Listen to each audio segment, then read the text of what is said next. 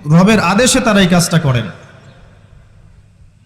মিন কুল্লি আমর, প্রত্যেকটা বিষয়ের ফয়সালা হয় এই রাতে। আপনার আমার তাকদীর লেখা হয়েছে আসমান জমিন সৃষ্টির 50,000 বছর আগে। আপনার আমার তাকদীর লেখা হয়েছে আসমান জমিন সৃষ্টির 50,000 বছর আগে। আল্লাহ পাক সমস্ত সৃষ্টির তাকদীর লিখেছেন প্রথম দফায়। দ্বিতীয় দফায় তাকদীর লেখা হয়েছে যখন আমার আপনার রূহ আমাদের মায়ের গর্ভে ছিল 4 মাস 10 দিন বয়স। ওই সময় আল্লাহর পক্ষ থেকে ফেরেশতা আসেন, এসে লিখে দেন তার হায়াত, তার রিজিক, সে সৌভাগ্যবান না দুর্ভাগ্যবান। এরপর রূহটাকে ফুঁকে দেন, বাচ্চা নড়াচড়া শুরু করে। এর আগ পর্যন্ত পেটের মধ্যে বাচ্চা নড়াচড়া করে না। যখন রূহটা ফুঁকে দেওয়া হয় তারপর থেকে বাচ্চা নড়াচড়া শুরু করে। দ্বিতীয় দফায় তাকদীর লেখা হয়। এরপরে তৃতীয় দফা লেখা হয় এই লাইলাতুল কদরে, যে আগামী 1 বছর কি হবে, আপনি কি করবেন, অর্থাৎ 1 বছরের বাজেট প্রণয়ন করা হয় প্রত্যেক লাইলাতুল কদরে। তানাজ্জালুল মালায়েকাতু ওয়ার রূহ ফিহা বিইذনি রাব্বিহিম মিন কুল্লি আমর। এই রাতের আরেকটা বৈশিষ্ট্য হচ্ছে সালামুন হিয়া হাত্তা মাতলাইল ফজর। ফজর পর্যন্ত এই রাতে শান্তি শান্তি শান্তি শান্তি প্রশান্তি বজায় থাকে। এই রাতে আপনি যে দোয়া করবেন, যে কোনো দোয়াই করবেন, যদি আপনার রিজিকটা হালাল হয় ইনশাল্লাহ কবুল হয়ে যাবে। যে কোনো দোয়া। এই রাতে যারা ইবাদত করে দাঁড়িয়ে দাঁড়িয়ে, তাদের চতুর্দিকে ফেরেশতারা সমবেত হন, তাদের দোয়ায় তারা শরীক হন, তাদের জন্য দোয়া করতে থাকেন। ঠিক তখনই দেখবেন মুমিন বান্দার চোখ দিয়ে টপ টপ করে পানি পড়া শুরু হয়েছে। আপনি ফিল করতে পারবেন যে আপনার দোয়া আল্লাহ কবুল করছেন। এই রাতের ইবাদতকে 1000 মাস দিয়ে গুণ করলেও কখনো সমান হবে না। একটা রাত ইবাদত করলে আপনি 1000 মাসের নেকি পাচ্ছেন। এই সুযোগটাকে ছেড়ে দেওয়া যায়? কবে এই রাত স্পেসিফিকলি বলা যাবে না, 27 তারিখেই স্পেসিফিকলি বলা যাবে না যে 21-এর রাতেই, 23-এর রাতেই বা 25-এর রাতেই, নির্দিষ্ট করে বলার কোনো সুযোগ নাই। নবী সাল্লাল্লাহু আলাইহি ওয়াসাল্লাম লাইলাতুল কদর পেয়েছেন এবং ওই রাতে বৃষ্টি হচ্ছিল। তিনি সেজদা করছেন, তার কপালের মধ্যে মসজিদে নববীর যে মাটি আছে এই মাটির কাদা লেগেছিল। তখন কিন্তু মসজিদ টাইলস ফিটিং ছিল না, মাটির মসজিদ থেকে নবী সাল্লাল্লাহু আলাইহি ওয়াসাল্লাম বিশ্ব পরিচালনা করেছেন। আর আমাদের এখন তাজমহলের মতো মসজিদ, হেদায়েতের কোনো হও নাই এখানে। এটা আখিরুজ্জামানের সাইন, মসজিদগুলো হবে চাকচিক্যময়, হেদায়েত শূন্য। হাদিস একদম স্পষ্ট আছে, মসজিদ হবে চাকচিক্যময় কিন্তু হেদায়েত শূন্য। ইভেন দেখবেন নামাজ পড়ছে মুসল্লি, পাশে হই হুল্লা করছে। দিনের কথা আলোচনা হলে বা নামাজ পড়লে, কেউ কোরআন তেলাওয়াত করলে আদবের সাথে যে পাশে শোরগোল করতে হয় না, এটাও এখন বুঝাতে হয়। বুঝাতে গিয়ে যদি আপনি এই আয়াত তেলাওয়াত করেন, লাহুম কুলুবুন লা ইয়াফকাহুনা বিহা, কিছু মানুষকে আল্লাহ পাক কলব দিয়েছেন বোঝে না। ওয়ালাহুম আযানুন লা ইয়াসমাউনা বিহা, কিছু মানুষকে আল্লাহ পাক কান দিয়েছেন শোনে না। ওয়ালাহুম আ'য়ুনুন লা ইউবসিরুনা বিহা, কিছু মানুষকে আল্লাহ পাক চোখ দিয়েছেন দেখে না। উলাইকা কাল আনআম, এরা আনআমের মতো। বাল হুম আদাল, বরং তার চাইতেও নিকৃষ্ট। তখন কিছু মানুষের ইগোতে লেগে যায়। আচরণ কিন্তু এমনই।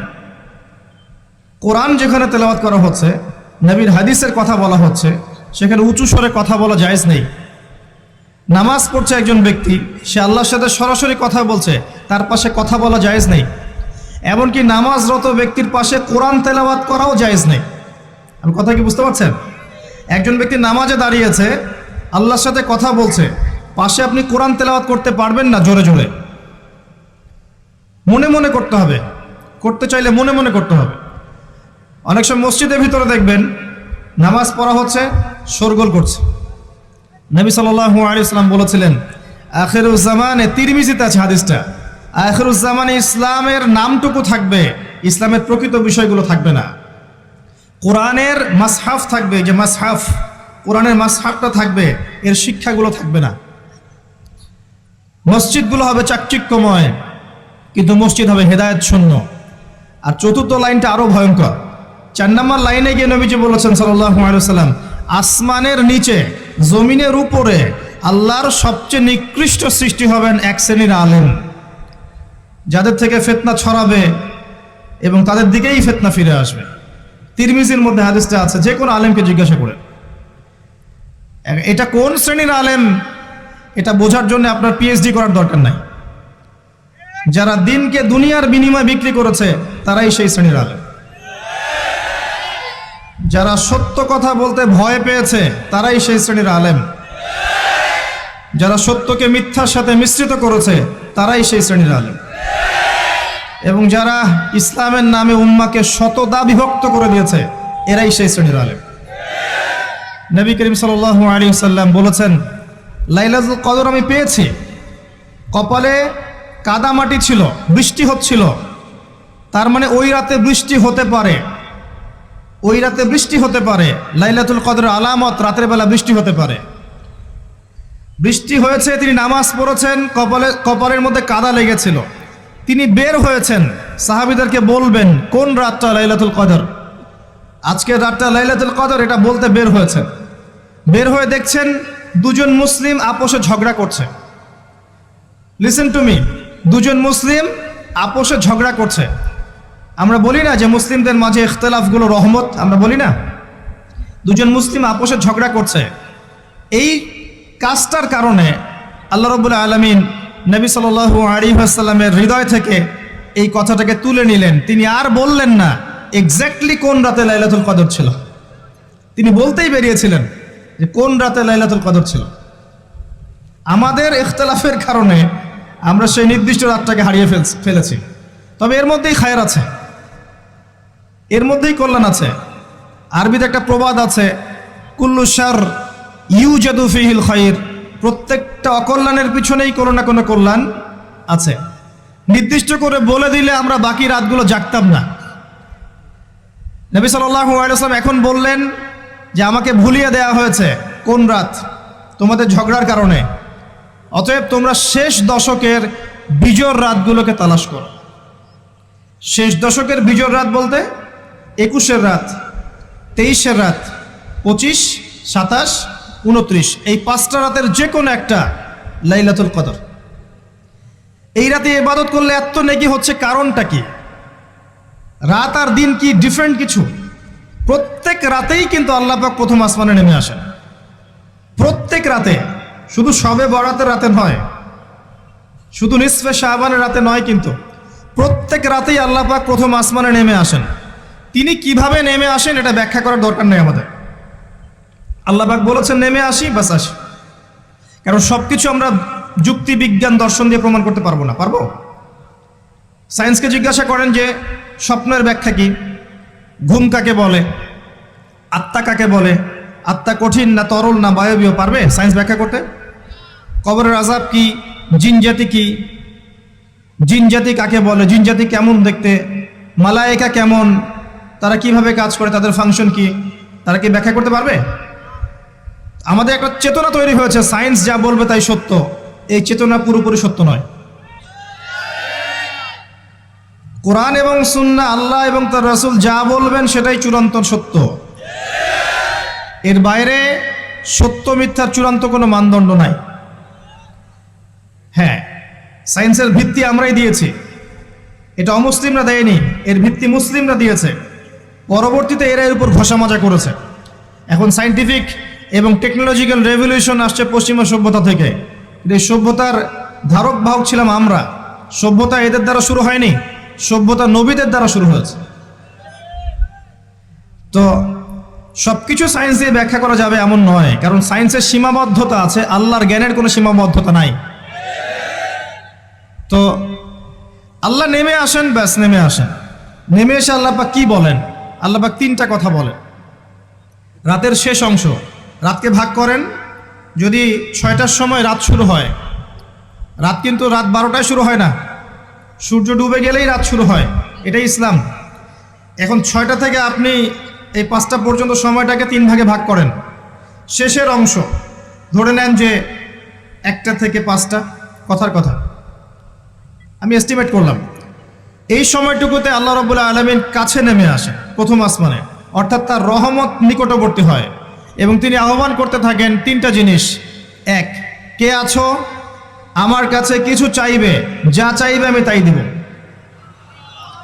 দুই, কে আছো আমার কাছে ক্ষমা চাইবে, আমি তোমাকে মাফ করে দেব। তিন, কে আছো আমাকে ডাকবে, আমি তোমার ডাকে সাড়া দেব। মানে এই সময় আপনি যা চাইবেন ইনশাআল্লাহ, আপনার আকীদায় যদি শিরক না থাকে, আমলে যদি বেদাত না থাকে, এবং আপনার রিজিক যদি হালাল হয়, ইনশাআল্লাহ তাআলা আপনার দোয়া কবুল করা হবে। আল্লাহ পাক প্রত্যেক রাতেই নেমে আসেন। তাহলে লাইলাতুল কদরকে এত স্পেসিফিকলি ইম্পর্টেন্স দেওয়ার কারণ কি? একটাই কারণ, মনে রাখবেন, লাইলাতুল কদরকে মর্যাদামণ্ডিত করার এবং রমাদান মাসকে শ্রেষ্ঠ মাস মর্যাদামণ্ডিত করার একটা কারণ, only one reason behind it, সেটা হচ্ছে এই মাসে এবং এই রাতে আল কোরআন নাজিল হয়েছে। কথা কি বুঝতে পারছেন? কোরআন নাজিলের কারণেই এই মাসটা মহামান্বিত, কোরআন নাজিলের কারণেই এই রাতটা সম্মানিত। ইন্না আনজালনাহু ফি লাইলাতুল কদর। আসুন সামনে যাই। নবী করিম সাল্লাল্লাহু আলাইহি ওয়াসাল্লাম যখন এই জাহেলি যুগে বাস করছেন, এই লাইলাতুল কদরে রমাদান মাসে আল্লাহ পাক কোরআন নাজিল করলেন। কি জন্য নাজিল করলেন? কারণ এই সমাজটাকে পরিবর্তন করার জন্যে, সমাজের জাহিলিয়াতগুলোকে দূর করার জন্যে নবী করিম সাল্লাল্লাহু আলাইহি ওয়াসাল্লাম প্রচণ্ড ফিকির করতেন।